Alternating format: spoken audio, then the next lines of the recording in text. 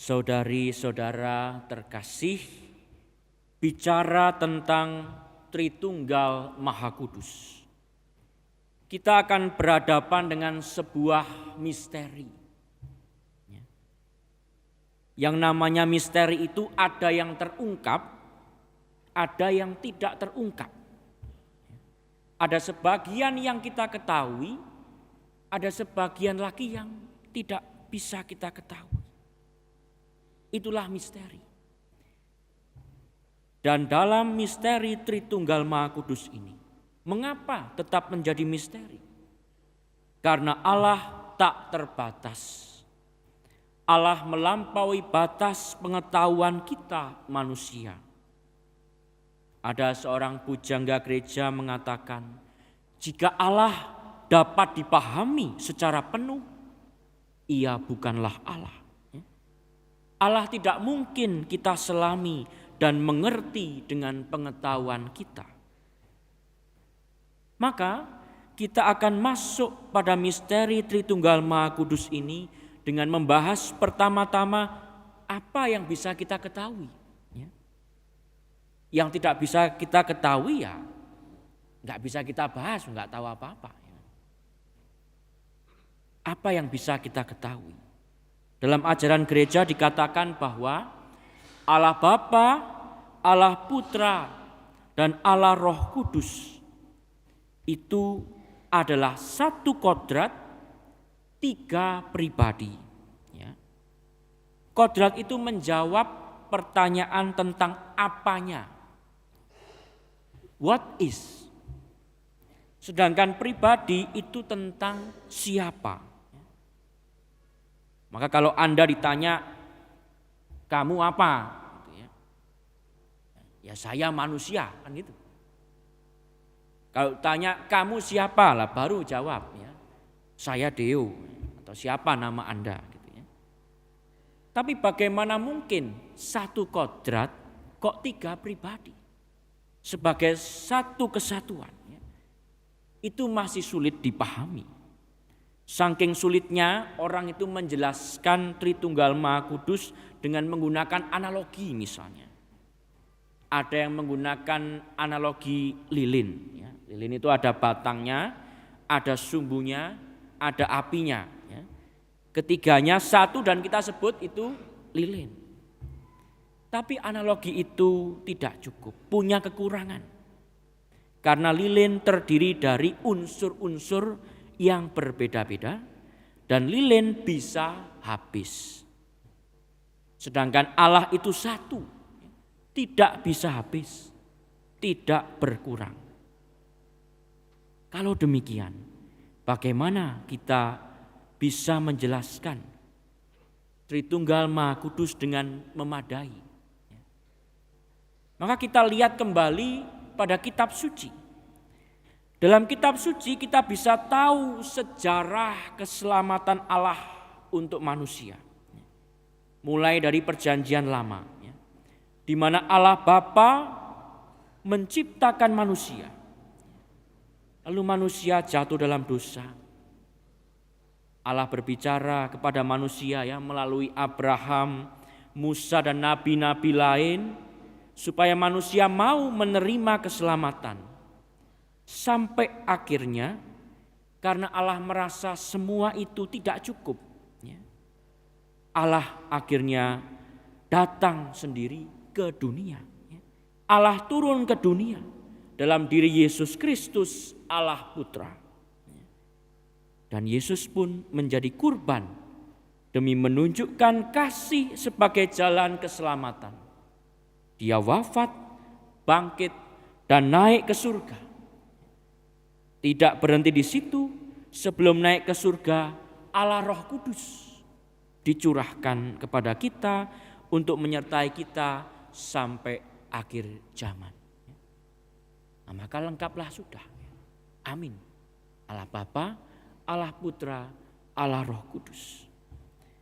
Dalam kitab Ulangan pada bacaan pertama, Musa mengingatkan bahwa tiada Tuhan yang sedahsyat Allah yang mengeluarkan bangsa Israel dari perbudakan Mesir. Dan Musa kemudian meneguhkan bangsa Israel tentang keesaan Allah. Camkanlah bahwa Tuhanlah Allah di langit, di atas dan di bumi di bawah. Tidak ada yang lain. Maka Allah adalah satu.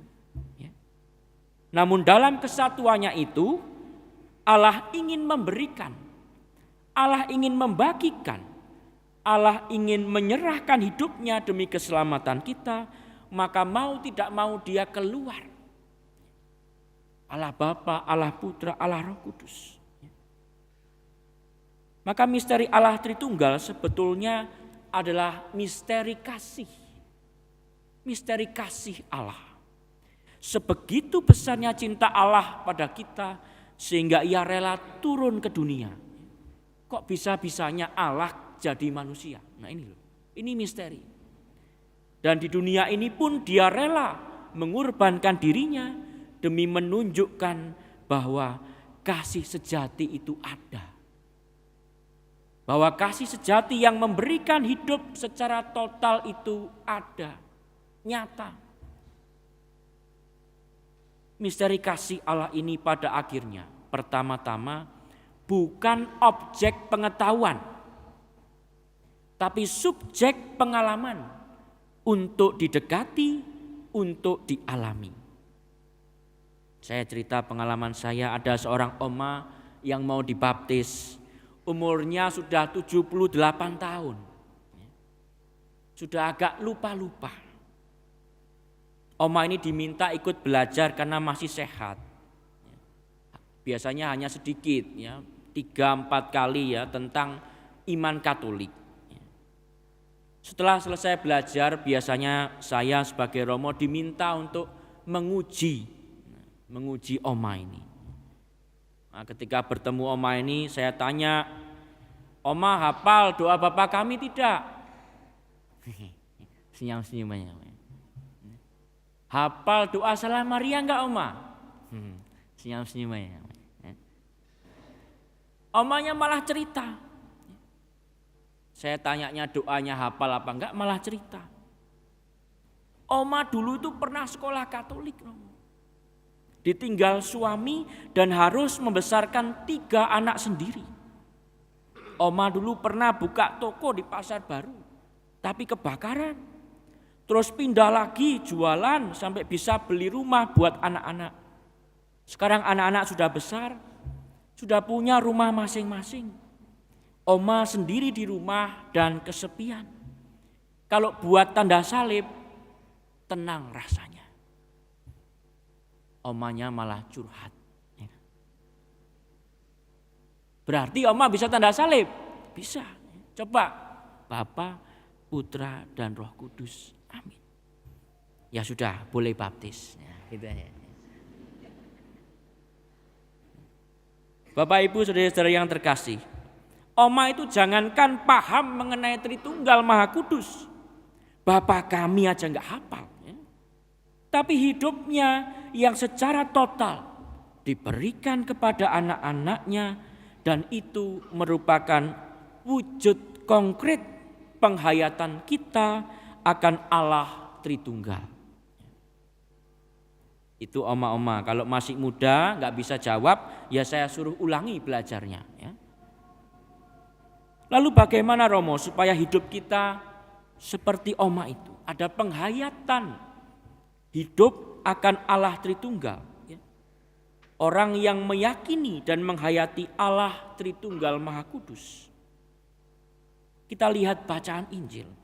Ketika para murid melihat Yesus yang bangkit, mereka menyembahnya. Tetapi dikatakan beberapa orang ragu-ragu. Yesus mendekati mereka dan berkata, "Kepadaku telah diberikan segala kuasa di surga dan di bumi. Karena itu pergilah, jadikanlah semua bangsa muridku dan baptislah mereka dalam nama Bapa dan Putra dan Roh Kudus, dan ajarlah mereka melakukan segala sesuatu yang telah kuperintahkan kepadamu. Dan ketahuilah, aku menyertai kamu senantiasa sampai akhir zaman." Saudara-saudara, ada 3 hal di situ. Yesus meyakinkan para murid dan meyakinkan kita juga bahwa kita diutus. Diutus untuk apa? Pertama, mewartakan Allah. Dalam nama Bapa dan Putra dan Roh Kudus. Hal sederhana yang mungkin sadar atau tidak sadar kita lakukan. Misalnya kalau kita makan di warung, ya, misalnya. Bagaimana kita berdoa? Bagaimana kita buat tanda salib? Ada yang biasanya cuman kecil sekali salibnya. Buat tanda salib yang baik. Dalam nama Bapa dan Putra dan Roh Kudus. Amin. Itu kesaksian iman kita. Buat yang baik, yang yakin. Berdoa yang sungguh. Jangan sudah selesai. Doanya apa itu? Tuhan, saya mau makan, gitu sudah. Doa yang baik.